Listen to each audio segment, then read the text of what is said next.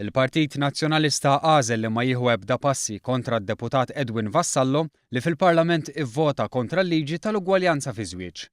Fl-aħħar ġimgħat din il-liġi ħarġet fil-beraħ il-qasma fil-Partit Nazzjonalista b'appelli kontinwi għal free vote, anke jekk il-Partit Nazzjonalista kien wieħed l-ugwaljanza fi żwieġ fil-manifest elettorali tiegħu.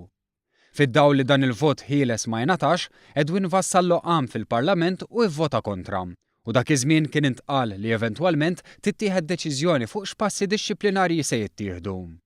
Imma issa Simon Busuttil li hu kap caretaker qal li ddeċida hu li m'għandhom jittieħdu ebda passi fil-konfront ta' Vassallo li fl-aħħar ġimgħat għamel dikjarazzjonijiet ċari ta' appoġġ lil Chris Said fit-tellieqa għat-tmexxija tal-Partit Nazzjonalista.